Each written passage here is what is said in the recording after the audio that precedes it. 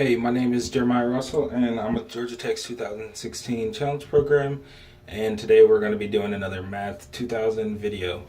We're actually going to be solving for the volume of a torus, which is basically a donut, and we're going to do this by rotating a circle that has been basically shifted to the right a little bit with the center R0, with center at R0, and with a radius of R.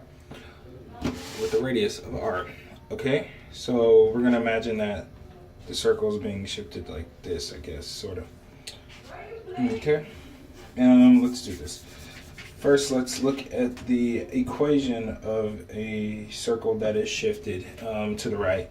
So that equation is going to be x minus r squared plus y squared equals little r squared. Okay, so now we are going to use this equation to actually solve for the volume. Negative r to the r, and this negative r to the r comes from when we drew the circle. We basically cut it off here and said the top is negative r and the bottom is, or the top is r and the bottom is negative r. And we're going to use those endpoints to integrate from. Okay, so our circle basically has two parts. It has the inside like half circle, the inside half circle, and then the outside half circle. And if we just add those two together, they'll cancel each other out basically. So we have to subtract them. So we're going to say that the f of y minus, or the f of y squared minus the g of y squared dy. And this is just so they work properly. Okay, so let's actually find our f and g. So first let's solve for x. We'll say x minus r squared equals little r squared minus y squared, and we'll say that x minus r equals the square root of r squared minus y squared, and that's actually plus or minus, and x equals r plus or minus the square root of r squared minus y squared. Okay, so we can actually get 2 from that, since one of them is negative and one of them is positive. We'll say that the f of y equals r plus the square root of r squared minus y squared, and the g of y equals r minus the square root of r squared minus y squared. Okay, so now let's just plug those into our equation, and we'll get pi times the integral from negative r to r of f of y squared, so r plus the square root of r squared minus y squared minus the g of y squared, so r minus square root of r squared minus y squared dy. Okay, so now we can actually simplify this a little bit by multiplying out or using FOIL to get the actual whole polynomial, and it'll be r squared plus 2r square root of r squared minus y squared plus r squared minus y squared, and all that minus, and we'll just put this one down here, r squared minus 2r square root of r squared minus y squared plus r squared minus y squared. Okay, and let's just distribute the negative here. We get negative r plus, we get negative r plus. Okay, so the negative r's will cancel out.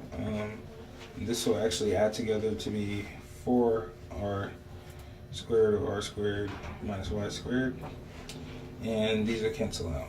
Okay, so we will just put this in for what we had originally, and dy squared from negative r to r, and the pi in front. Okay. So now that we have it simplified a little bit, we can actually use trig sub to actually solve this derivative, or this integral. And actually, let's pull out this 4r.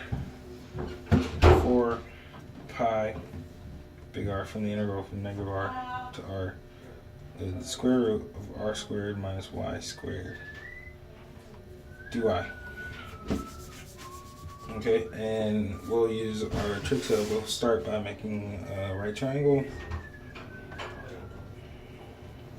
Okay, and we'll say that the bottom leg is r squared minus y squared, and the top is just y.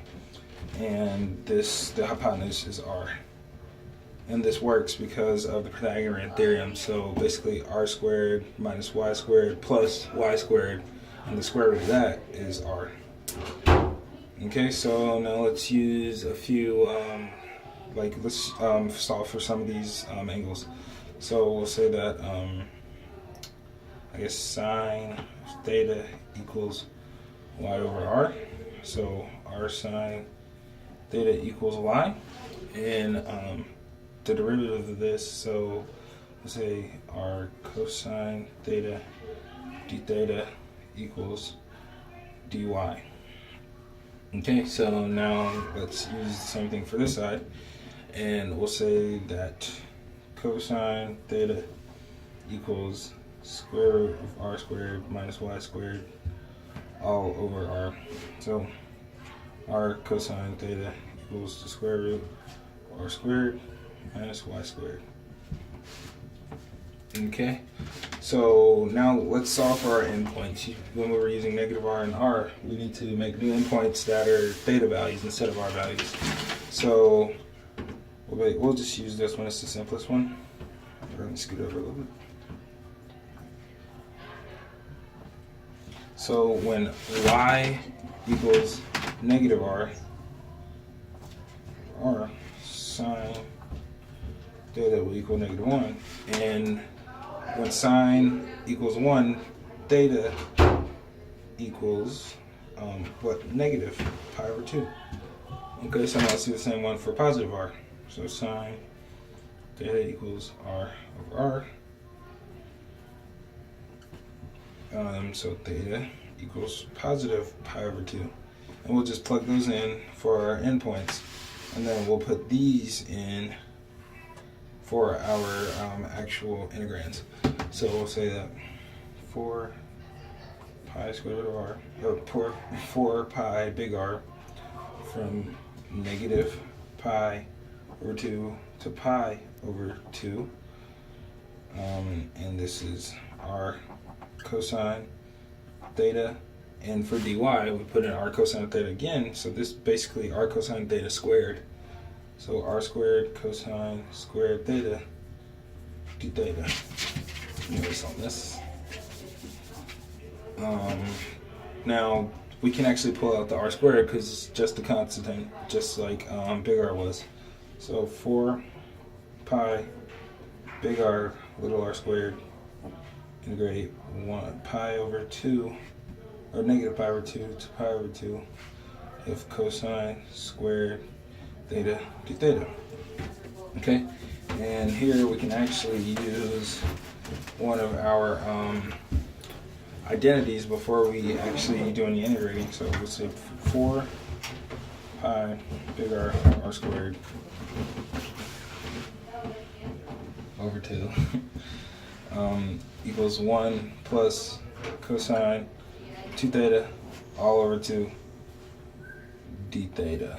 Okay, so now let's pull out this 1 over 2. Let's pull out this 1/2, and so 4 times 1/2 is just 2 pi r squared 1 plus cosine 2 theta d theta. Okay, so now we can actually do some integrating.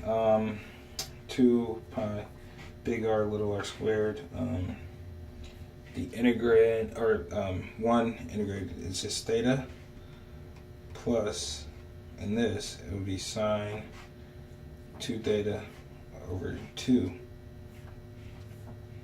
And from negative pi over 2 to pi over 2. Okay, so we'll say that it equals 2 pi big R little r.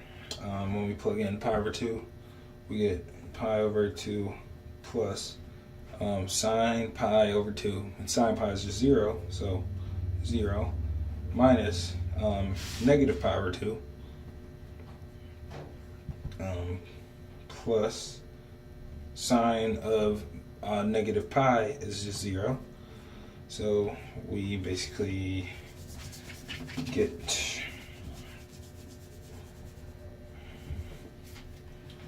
2 pi big R little r squared of pi over 2 plus pi over 2. And pi over 2 plus pi over 2 is just pi. So for our answer, we get 2 pi squared big R little r squared. And that is the volume of a donut. Thank you for watching.